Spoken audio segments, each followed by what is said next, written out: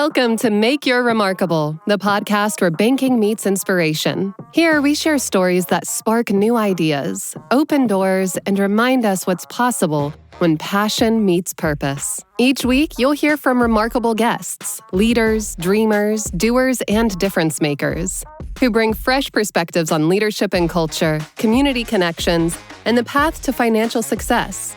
Wherever you are on your journey, their stories will encourage you to think bigger, live bolder, and make your own remarkable. So let's dive in. It's time to make your remarkable. Well, I'm Neil Stevens, and it's a pleasure today to be joined by head baseball coach of the University of Georgia, Coach Wes Johnson. Coach, welcome to our podcast today. It's a delight to have you here with us today. I've had the opportunity to have you at the bank a few times, and I know you've spoken to our team on leadership, and so welcome to the show. Man, thanks for having me. I'm excited. Every time I'm around you, I feel like I'm learning something. So when you reached out to me, I was like, heck yes, I'm going to be down there. What impressed me about Coach was I went by his office one day and we were chatting, and his bookshelf is loaded with leadership books. I mean, every book on there, many of them I haven't read, a lot of them I have read. What's your favorite book? What are the one? What are you reading right now? That's well, I just finished one you gave me, Firm Feedback. Oh, really yeah? Good. Yep. I'm almost done with one called Measure What Matters. Very good book that somebody had given me probably about 2 years ago. They're like, hey, you need to read this one. And you know how it is sometimes reading. You get going to the next one. And then I'd hit a little lull, and I've started that one. I really like it. It obviously talks a lot about leadership, measuring the importance of, having your plan is, I think we're in that day and age right now in athletics where it's one thing, unfortunately we're having NIL, whether you like it or not. You have to adapt to it or die. It's here, right? So you better have a great plan, and you better be measuring important things when you evaluate how you're going to, quote unquote, use your payroll to acquire players. And that book's been very helpful. That's really cool. You've had a lot of success. I know that you had a background, LSU, spent some time there, had some high school coaching, coached for the Minnesota Twins from 2019 to 2022, came to University of Georgia as head coach in 2023. You led the Dogs to a 43-17 record your first season, hosted a regional and a super regional. Came with one win, I think, in the College World Series, which is pretty remarkable for your first year at University of Georgia. Set records for the most SEC wins by a first-year UGA coach. So a lot of great things have happened. Had another good year in 2024. I had the privilege of go watch the Dogs several times. I was really impressed with the level of camaraderie on the team, the trust that the team seems to have in each other, the way they play together. They look like they were having fun, but at the same time playing good baseball. I mean, you guys played really good baseball this year. I know the aim is to win the whole thing, which is nearly impossible to do, but good gracious, you guys made it so far. And, we start talking about trust, and that's one of the topics today on the podcast. And I love to pick your brain a little bit on this topic. I think of trust as when character and competency meet. So, for instance, when you trust somebody, a lot of times you think of their character, which is really important, that you're not dealing with someone that's shady or, that you can't trust ethically. That's certainly important. But, at the same time, if I'm going to a physician for surgery or whatever it may be, they may have the utmost character in the world, but if they're not competent, I don't want to go under the knife with them, right? You want them to be competent in their role. So to really trust someone, I think those both have to be in place. I'd love to hear what you've done to build trust, because coming in as a new head coach, right, the players don't really know you. They know of you, but they don't know you. And to create the culture there that you've created, I'm sure it took a great deal of your effort and energy to foster trust. So I'd love to hear kind of how you've done that. Well, you were referencing some of my books. We read a lot on Gen Z, or I do. I keep up a lot with it. There was a great book by Cal Newport. Anyways, in this book, Deep Work, he's got another one called Digital Minimalist. It talks a lot about Gen Z, and it talks about how they learn. And for me, when you start to build trust, you have to figure out how these people learn, right? One of the examples that I've heard Cal talk about later through a YouTube thing I was watching is if we had a Gen Zer in here right now and he asked me for directions to whatever, your local Walmart, and I'm like, oh man, it's 20 minutes away. And he kind of looks at me and goes, no, I think it's like 10. And I go, no, it's 20, he's 20 away. Well, he's immediately going to pull out his phone. He's going to put in his directions. He's going to see that it's 10 minutes away. He's probably never going to ask me another question about directions. So through that, one of the ways that we have to start building trust, I think, is through knowledge, right? Showing these kids, first of all, that you care about them. You get to know them. You got to show them you care about them. Then after that, it's showing them that you truly can help them with something that they can't go to the internet for, right? Or to their phone or to ChatGPT or whatever form of AI they're using.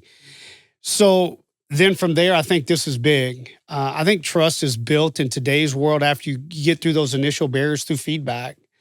We have all this data at our disposal now, and I talked about a book earlier, Measure What Matters, and one of the things is if you want to get better at something, you have to measure it, and you have to have a obtainable, objective data that shows that this person at whatever plan you're putting them through, they're getting better. So through that feedback, I think in the way we're doing it is through feedback and data, and we're building that trust.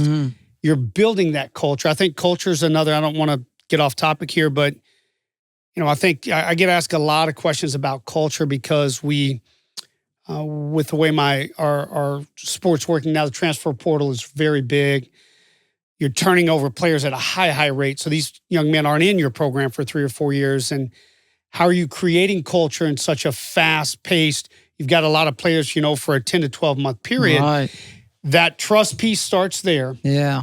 And if we can build that trust through feedback, build that culture of understanding that everybody is here to get to another level, then things start to synergize a little better. Yeah, I was thinking, for us at our bank here, when I think about culture and building trust, we have a long runway because we hope people will be here. When we have people here that have been here for over 30 years, and we have a lot of new ones too, but we have a lot of tenure, a lot of people who have been here for a long time, which is a good thing when you're trying to build trust in such a short period, because these individuals are, if they're worth their weight, they're, really good. They're probably going to the major leagues or minor leagues or whatever, or either they graduate, right? And you got a new crop coming in. So you got a short window. So I think what I'm hearing you say is it's more about the program itself and the sustainability of that program, so that as you recruit, people are looking at this and saying, we want to be part of this program. Would you think is that a fair statement? Oh, it's very fair. You brought it up. You've had some people in your bank for a long time, right? They trust you. They give you your money, so forth. Well, those are the people that, hey, you've got somebody new in town and they're looking for a bank, and they call you up and you would say, hey, why don't you go talk to Joe across the street? He's been with us for 30 years. And Joe gives you a ringing endorsement. There's that trust that new person in town now comes and opens accounts with you. No different than what we do. It goes back to that feedback and that data we do have. We had a young man last year named Brian Curley who came to us from VCU, and we use a very complex system. But in the game of baseball, there's players are evaluated on a what we call a WAR score, which is wins above replacement. Something they use in Major League Baseball. And so, for example, league average is 0. So if you're a 1 WAR player, that means you're worth 1 win in a sense, right? So Brian Curley came to us, and he was a 1 WAR player. Brian Curley left us, and he was a 7 WAR player. Wow. So we're able to show those increases and say, hey, here's one of the ways we do get better. And then, hey, here's Brian Curley's phone number. Call Brian. Brian will tell you exactly what we do. So we've built that trust. We try to show the results and say, hey, we're not saying you're going to be a 6 you're going to improve 6th Ward, to use that example. But we do have a track record. Yeah. We have a track record of data that in turn creates feedback, and then hopefully that feedback creates the trust between that player and myself as we try to develop them and make changes and get them better. So developing others, taking time to develop your team and having a track record of that, which that's one of the things that you're known for in your coaching career, causes someone outside that you're trying to recruit to trust the program because they know that there's a track record of development. So that's one way you're saying to build and foster trust. Oh, absolutely. You know, there's we'll keep referencing some books. Stephen Covey's got a great book called The Speed of Trust. Oh yeah, know that book well. Yeah, absolutely. And you know, he gets obviously into the financial side of trust and how you know, the cost of goods and different things can go way down based on trust, and it can go way up when there's no trust involved. When we went into this, another book somebody had given me, it took me a while to read, and then I was reading, I was like, oh, I should have read this years ago. But anyways, in this day and age of the transfer portal where we are getting a lot of players in for this, you know, 10 to 12 month window, to your point, the biggest thing I try to do right out of the gate is build the trust. I found that speed happens, you know, if I can get that person, if we can get that trust barrier broken down, we're able to move from a development standpoint a lot faster. Yeah. And so, I've used a lot of techniques in that book as well. Yeah. I would think too, I mean, I've played baseball in high school and such. I'm not a baseball expert, love the sport, but I would think too, when you have a pitcher on the mound, and maybe it's not going so well during an inning, a lot of probably what your decisions is based on is trusting that pitcher, correct? Like trusting his ability to recover from that home run that was just hit or being rattled or whatever it might be. And obviously there's a fine line when someone's just worn out and, you know, they're not performing well, but also trusting them to get you out of a jam. That probably takes a little bit of courage too sometimes as a coach, I would think as well. Yeah, we could have a whole segment on this. One of the things, you find today is right. I read recently about a guy who talked about, his whole movement now is he thinks too many people are building walls and nobody's building bridges, right? And I bring that up to say one of the battles that we have to fight in the trust piece as well is with social media, with different things. And my players, we play in the Southeastern Conference. We're on TV every game. When they do really good and we win a game, people want them to run for the mayor of Athens. When they don't do good and maybe they allegedly cost us the game in that person's eyes, they're going to compare them to some of the worst criminals who've ever walked the face of this earth, right? So we have to work on a lot of another reason or another way that I try to develop trust in these players is we watch a lot of videos, we watch a lot of highlights, we visualize a lot, we work on visualization. There's enough people who are going to tell us when we're bad now. Yeah. We need to constantly be reminded that we are good and that our process is working. When people get away from the process and they foster too much on the results, they open themselves up to more criticism. And not only I shouldn't say they open themselves up to more criticism. Maybe it's that they open themselves up to believing the criticism that people are putting on them. We try to bring them back to the process. We try to show them, it's like I tell them, to your point, I tell pitchers all the time, a bad outing is never as good as you think it is or as bad as you think that one was. It's never going to be one or the other. You're going to go back and you're going to evaluate it and evaluate your process and come back and go, yeah, you know what? I was probably about 3 or 4 pitches away from this thing being really good. So visualization, video, continuing to see themselves do well, those are things I think that, once again, too, help foster that trust and help it grow. And trust the process, like you said, right? I remember, I think it was last season, if I'm not mistaken, and correct me if I'm wrong on this, but maybe not this 24 season, but the 23 season, I believe. You guys went to Kentucky. Things didn't go so well. Right. And you had to come back and ask the team, do we have the right process? Exactly. And if you've got the right, if I think the team agreed, no, coach, we got the right process, and y'all all agreed upon that. It says, okay, it's an execution thing. We got the process. So if you trust the process, right? I forget who was coaching. It was years ago. I went to a basketball game, and I was at a preseason or a pregame thing, and the basketball coach at UGA, some 8-year-old kid or somebody young said, "Coach, when do you go to your plan B?" He said, I'm going to totally exhaust. I'm not even thinking about plan B until way down the line where I know plan A is just no good, right? So trusting the process is a big part of that too, I would think. Yeah, one of the things I constantly emphasize to our players is never panic. Yeah. When panic sets in or people panic because they don't like their plan, trust goes away fast. Yeah. It's broken. Yeah. So being able to have confidence and belief in your plan and then never showing players that you do panic, now they're looking at you and they're like, okay, well, he trusted. Yeah. And because they're going to have doubts. We're all going to have doubts, yeah. right? But have you put in the time, the work, the effort to keep that process the same? Because if you can, our game is so long. It's like I tell our guys, we're not like football where the clock's ticking down. Our game, for some of our fans, it's not fortunate. It doesn't have a clock. It just has the innings and three outs. And so if a half inning takes 30 minutes because we're scoring, it just takes 30 minutes. It's not like it gets switched over. So our game doesn't have a clock. We have to stay with our process. You watch some of the playoffs right now.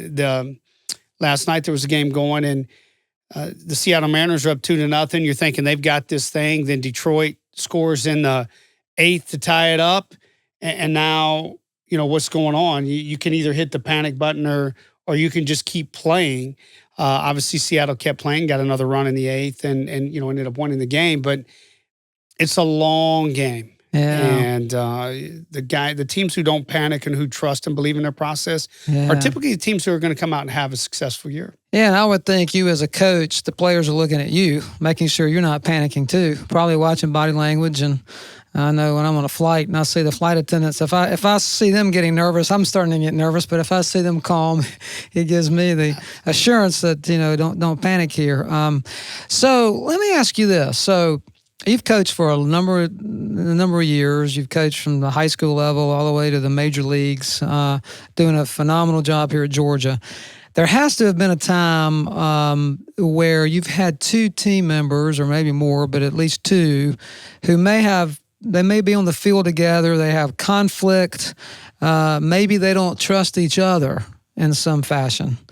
And if you have that situation, because I know from times in business we have to deal with that as an organization, how do you handle that? And is it a detriment to your team if you don't create that trust between those players? I would think it would have to affect performance on the field in some way. But talk about how you deal with that when there's conflict and maybe two players who don't trust each other. Oh yeah, no, that's I think you got to get ahead of it.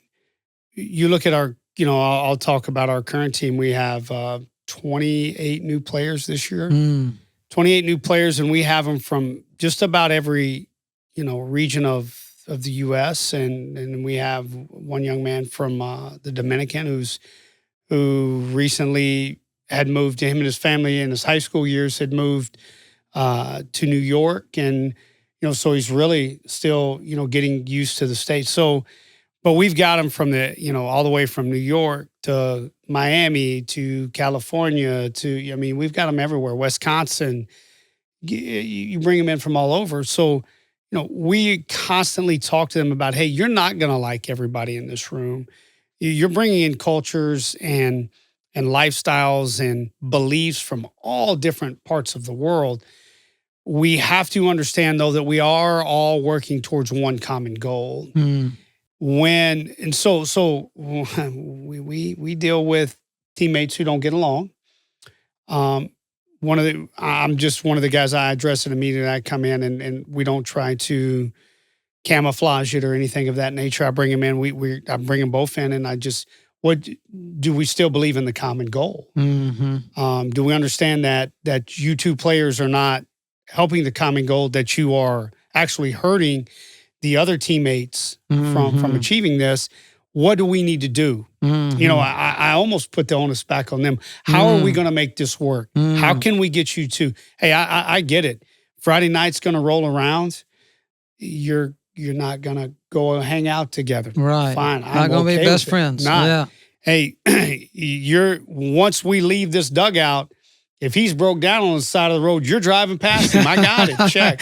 Yeah. But when we're here, how can we make this work? Yes. And I try to give them ideas. And as you know, I mean, there's going to be awkward silence. Yeah. You're going to ask that question, and those guys they're going to stare at you, and then they're going to stare down at their feet, and there's going to be silence. And I just don't say a word.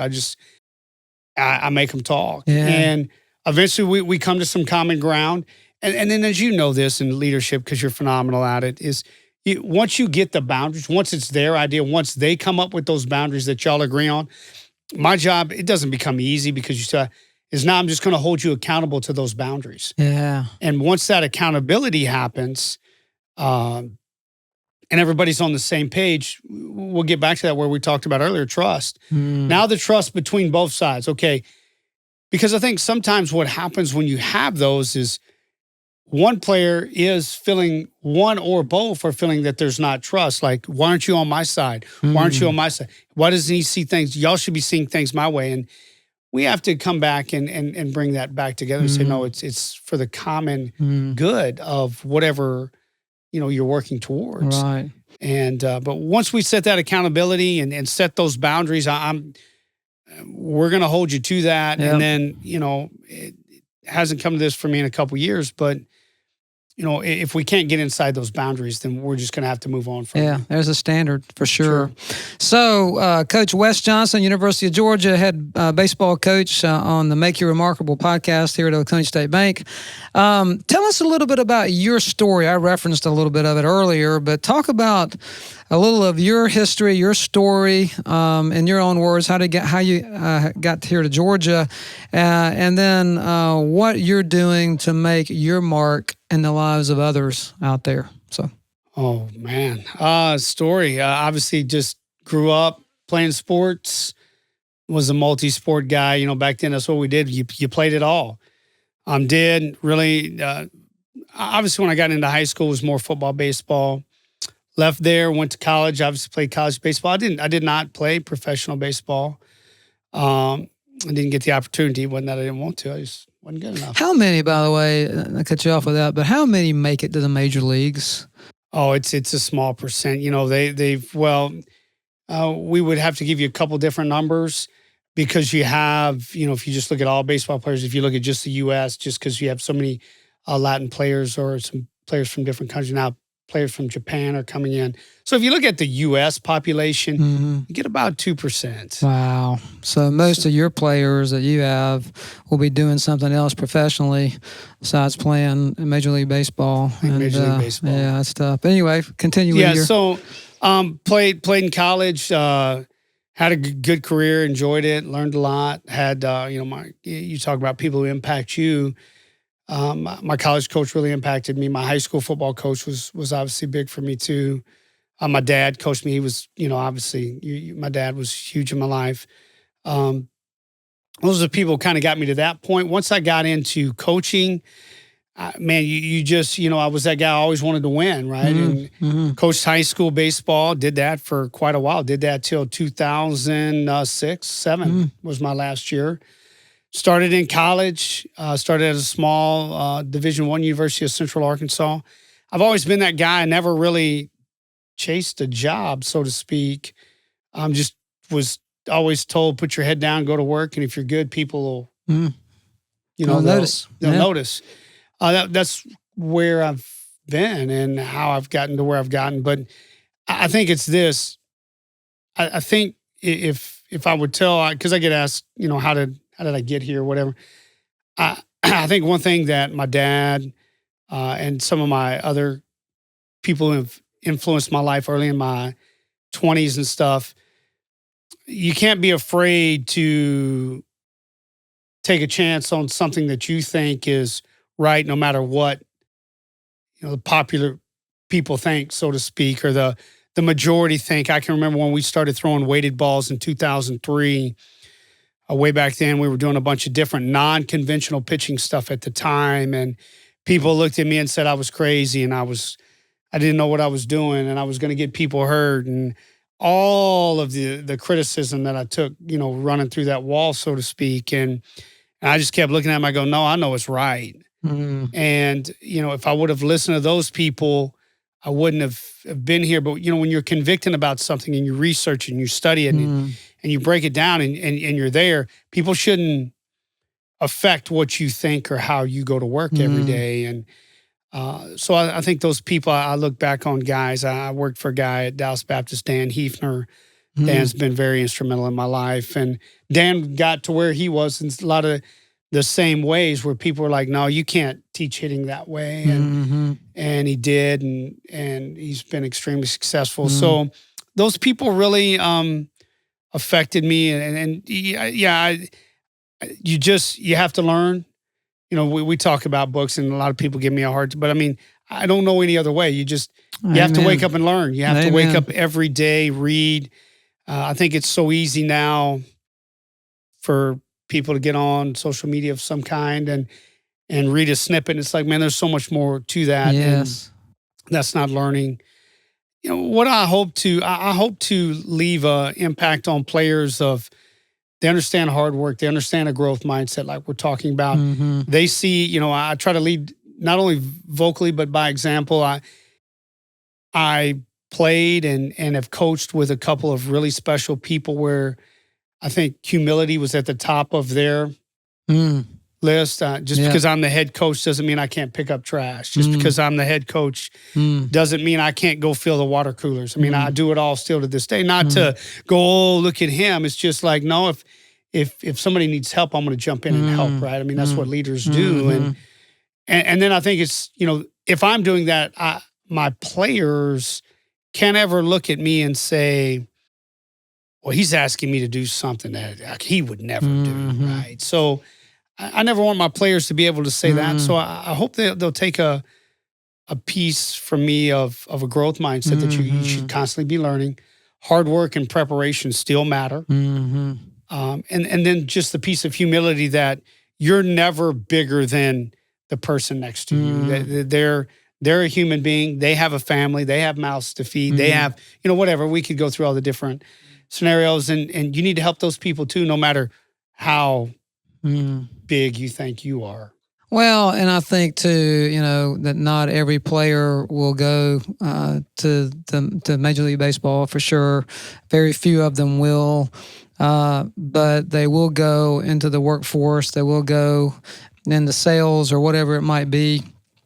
And they'll be talking about Coach Wes Johnson, like you're talking about the people in your life, even though maybe they didn't quite make it at the bigger level. But even those who do make it to the bigger level, I mean, gosh, the amount of MLB superstars, that's even a smaller number, right, that play there for more than 8 years probably is a really small number. And so then to make it all the way to the major leagues. And so there's so much more to life and life lessons that can be learned from your coach beyond just the fundamentals of baseball. So that's a big way to make your mark.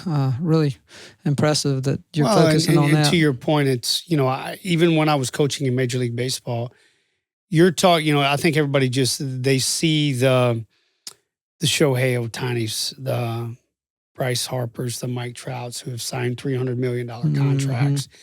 And they think that every major leaguer is making that kind of money, where I had multiple conversations with really good big leaguers, and they're talking to me about, hey, Wes, like, I think I'm going to go back this offseason and finish my college degree. Okay, well, yeah, you should. And they're even talking about it, hey, at that time, league minimum was $500,000, a little over $500,000. Now it's $720,000. This, you're not living on that the rest of your life. Right. If you play 2 years in Major League Baseball, you've made $1.4 million. That's a lot of money. Don't misunderstand me. There's taxes. There's so many things. You're not living on that the rest of your life. Right. These players are smart enough, especially the longer they're in it, to know that. And even to your point, not only are there fewer people who get those $300 million contracts, there are a lot of guys who play less than 5 years in Major League Baseball. When they get done, they are in the workforce. And, that's something else I tell our players all the time. Like, school is important. We're extremely fortunate, or I am, to be at the University of Georgia because the education that these young men walk away with, a degree from the University of Georgia, means a lot in the workforce. You look at how hard it is to get into our school and the academic standards that President Moorhead has put in and continues to uphold. And so it's like I tell them, yes, don't get me wrong, we're trying to get you to the big leagues. But at the same time, that degree from the University of Georgia is going to mean something. Absolutely. As we start wrapping things up here, so one of the things I mentioned earlier that I've been so impressed with you about, one of the things I think that makes you such a great coach beyond the technical skills of baseball ability is just your focus on leadership and the way you learn, you read, your thirst for knowledge, like a business executive. I mean, you really you could run an organization with the knowledge that you have, and you translate that back to the field, which I think translates into wins over time in a sustainable program. We've been talking about trust today. As we wrap up, what would you say if you could come up with just kind of off the cuff 3 things that the listeners could do today to begin building trust within their teams? What are the 3 things that immediately come to mind? I think the leader themselves, knowledge. If I'm going to define it, knowledge and feedback. And then I this is more than one word, but we've lost or I say we have. I deal with more and more leaders, or get around more and more leaders, and people are scared of the hard conversation. To build trust, so if you have knowledge, if you give good, true, honest feedback, then when you sit down with someone to have maybe an uncomfortable conversation, it's not going to be uncomfortable. They're going to know 2 things. They're going to know you care about them, but then more importantly, you're letting the objective data to tell them exactly why we're having these kind of conversations. And I think that's something that, as people will call me and ask me various questions along this line, the biggest thing I see is they've missed either the feedback, they've missed the relationship piece, they've missed, and then when they go down to sit down and have, maybe it's a good conversation, but still it doesn't carry the weight. The trust isn't built through that. They kind of like they're fluffing them, so to speak, to use that term. Or maybe it is that harder conversation of we've got to get better at something. They're missing those pieces, and so then the trust piece evaporates. And knowledge, relationships, data, feedback, those are for me are like at the core of building trust. That's really good. I can't thank you enough for your time today. Thank you for taking your time. I know you guys are in the middle of fall practice. You finish up around November 2nd. Is that what I heard for Correct. This year? Finished November 2nd, Sunday. We have West Georgia out at Foley Field. We'd love to have everybody out. Yeah, absolutely. And so looking forward to a great 26th season. And so thank you, Coach, for being on the show. And look forward to talking to you guys later. Thanks, and go Dogs. Thanks for joining us on this week's episode of Make Your Remarkable. If you enjoyed the conversation, leave us a review, share it with a friend, or follow us on social media at Oconee State Bank and at remarkable_mortgage for more remarkable insights. And remember, at the heart of every journey, it's not about the process. It's about the purpose you're building, one bold step at a time. Until next time, keep making your remarkable.